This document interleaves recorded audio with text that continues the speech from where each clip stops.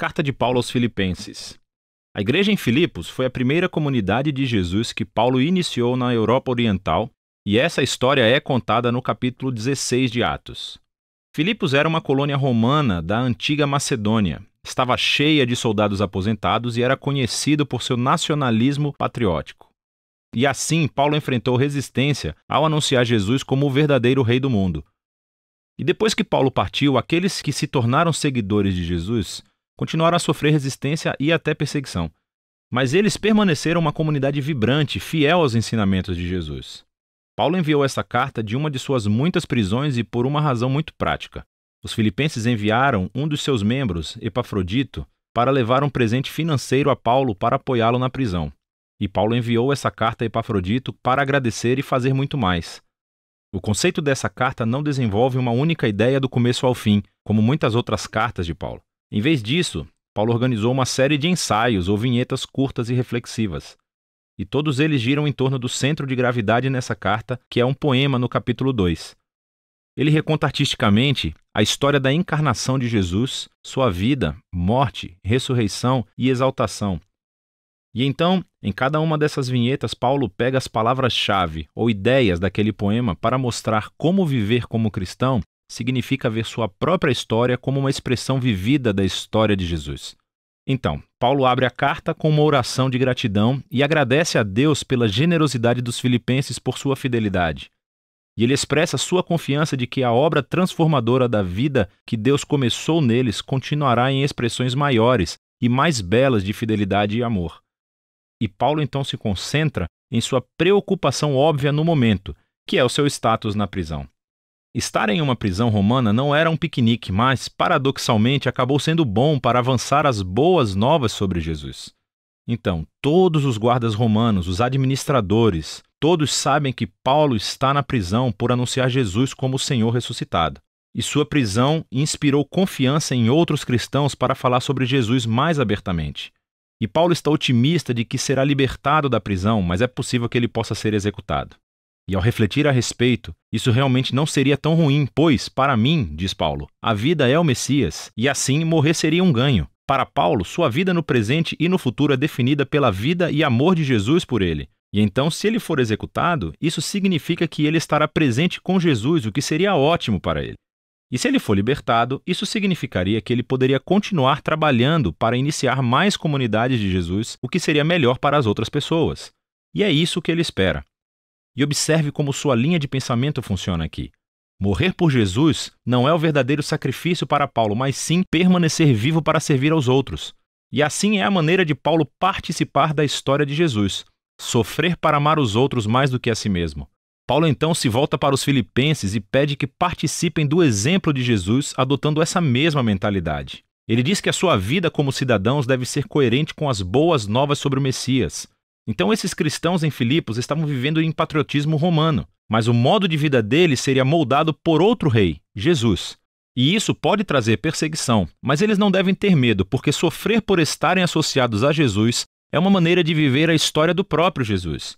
O que leva Paulo ao grande poema do capítulo 2. Ele é rico em ecos do texto do Antigo Testamento.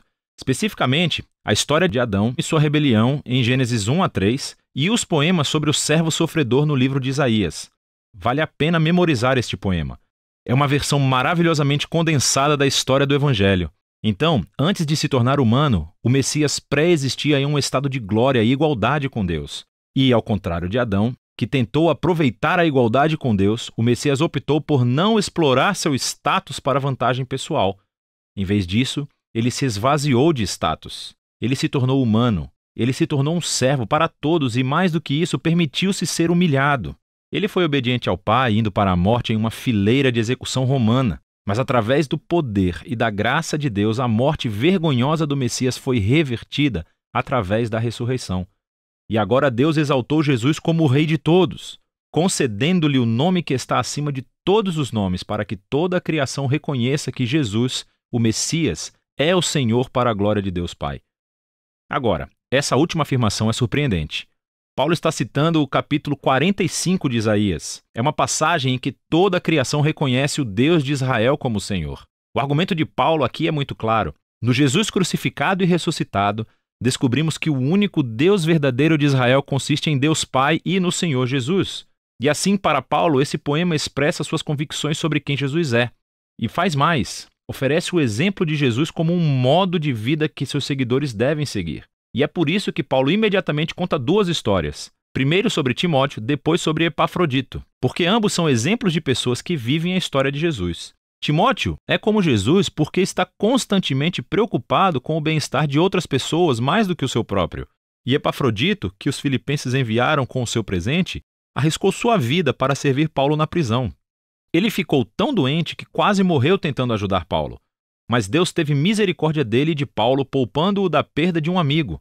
O argumento de Paulo aqui é que esses são os tipos de pessoas que estão vivendo e respirando exemplos da história de Jesus e são dignos de serem seguidos.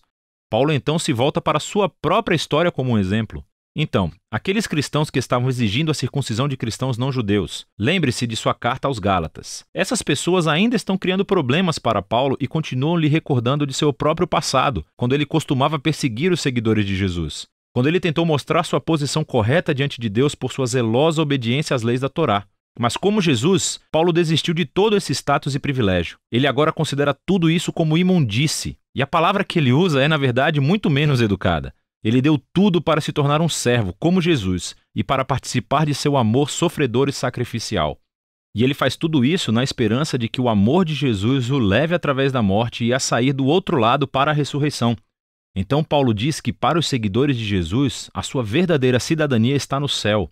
O que para Paulo não significa que todos devemos sair da terra e ir para o céu um dia. Pelo contrário, o céu é o lugar transcendente onde Jesus reina como rei. E ele diz que estamos aguardando ansiosamente nosso Salvador real para descer de lá e retornar aqui para trazer seu reino de justiça curativa e amor transformador para fazer uma nova criação. Paulo então desafia os filipenses a continuarem vivendo a história de Jesus.